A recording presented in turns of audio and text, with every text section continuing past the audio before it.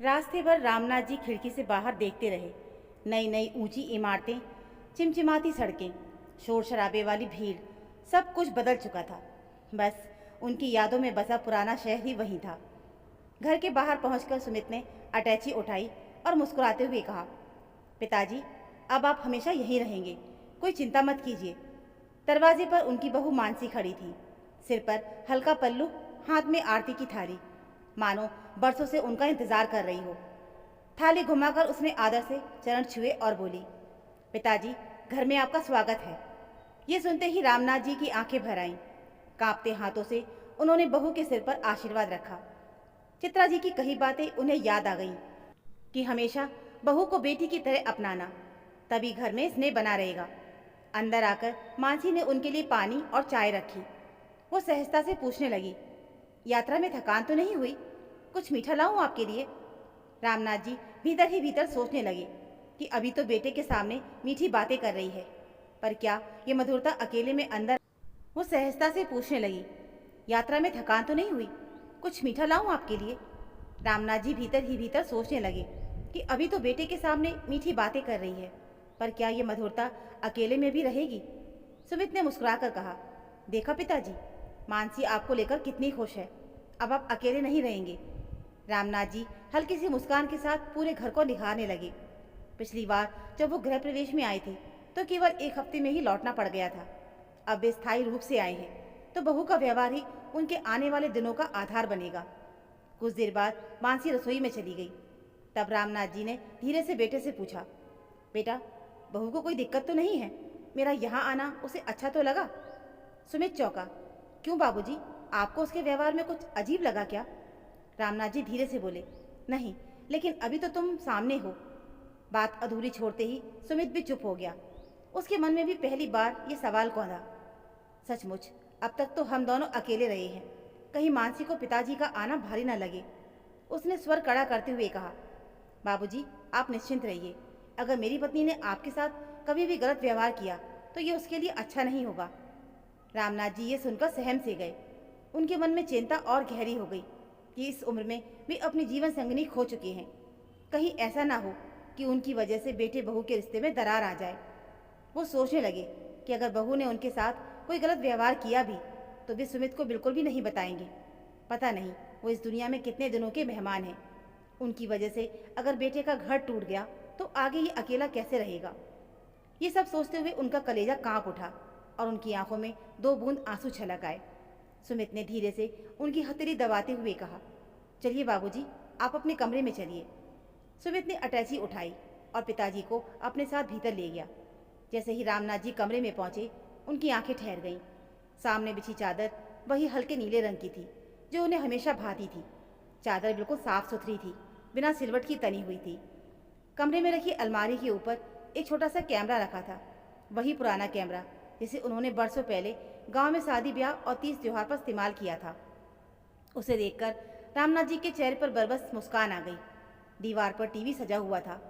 सुमित ने हंसते हुए कहा, पिताजी, अब आप अपने मनपसंद कार्यक्रम आराम से देख पाएंगे। खिड़की के पास गमलों में उनके प्रिय पौधे रखे थे, तुलसी, मनी प्लांट और एक छोटा सा गुलदाउदी। पत्तियां चमक रही थीं, जैसे रोज पानी और देखभाल की जाती हो। रामनाथ जी झुककर उन्हें छूते हुए भावुक हो उठे। दीवार पर टंगी एक सुंदर पेंटिंग उनका ध्यान खींच रही थी। हरी भरी घाटी, बहती नदी और ऊंचे पहाड़, मानो बरसों पुरानी उनकी स्मृतियों को किसी ने रंगों में उतार दिया हो। रामनाथ जी की आंखें भर आईं। वो धीमे स्वर में बोले, सुमित बेटा, ये सब तो जैसे मेरे मन की बात पढ़कर सजाया है। सुमित ने पिता के कंधे पर हाथ रखकर कहा, पिताजी, अब ये घर आपका है। आपका सुख सुविधा से रहना ही हमारी सबसे बड़ी खुशी है। वैसे तो रामनाथ जी को सब कुछ ठीक ठाक लग रहा था, लेकिन उनके मन में बहू को लेकर थोड़ा सा खटका लगा हुआ था। धीरे धीरे समय बीतता गया, मगर रामनाथ जी को मानसी के व्यवहार में कोई परिवर्तन दिखाई नहीं दे रहा था। इधर सुमित को भी थोड़ा सा डर लगता था कि पता नहीं मेरी पत्नी पिताजी के साथ कैसा व्यवहार करती होगी। एक दिन सच्चाई देखने के लिए वो बिना बताए अचानक ऑफिस से हाफ डे की छुट्टी लेकर घर पहुंच गया। घर पहुंचकर उसने देखा कि उसके पिताजी डाइनिंग टेबल पर बैठकर खाना खा रहे थे। उसने सोचा, मैं बिल्कुल सही समय पर आया हूँ, ज़रा देखूँ तो कि मेरी पत्नी पापा से कैसा ध्यान रखती है। वो बरामदे की खिड़की के पास छिपकर खड़ा हो गया और देखने लगा। डाइनिंग टेबल पर कड़ी चावल, करेले की भुजिया, आम का अचार, पापड़ और सलाद देखकर वो खुश हो गया, क्योंकि उसके पिताजी को ये सब पसंद था। रामनाथ जी अपनी बहू से बोले, बहू, आज तो तुमने सब कुछ मेरी पसंद का बनाया है। तब मानसी मुस्कुराते हुए बोली, हाँ पापा जी, कई दिनों से देख रही हूँ कि आप हमेशा अपने कमरे में ही रहते हैं, मुझसे कभी बातचीत भी नहीं करते, तो मैंने सोचा कि आज आपकी पसंद का खाना बनाकर आपको खुश कर दूँ। ये सुनकर रामनाथ जी भावुक हो गए। वो कहने लगे, बहू, तुम्हें मेरे यहाँ आने से कोई समस्या तो नहीं? मानसी का मन भर आया। वो कहने लगी, बाबूजी, ये घर हमारा नहीं बल्कि आपका है। आप इस घर में कोई मेहमान नहीं हैं।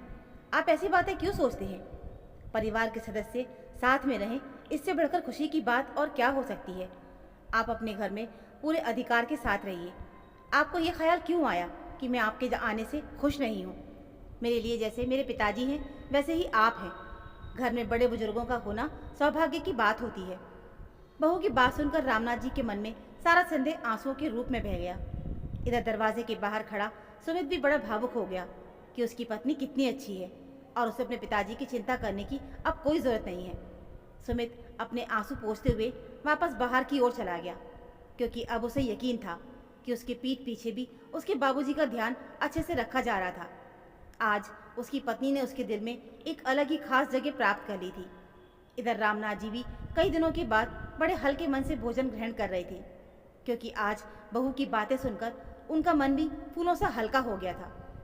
भोजन के बाद रामनाथ जी आराम कुर्सी पर बैठ गए।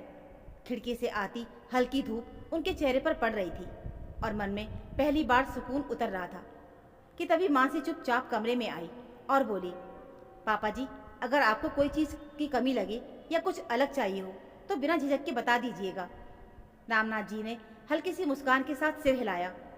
थोड़ी देर के बाद मानसी ने अलमारी से वही पुराना कैमरा उठाया और उत्साह से बोली, पापा जी, सुमित बता रहे थे कि आपको तस्वीरें खींचने का बहुत शौक था, क्या आप मुझे भी सिखाएंगे?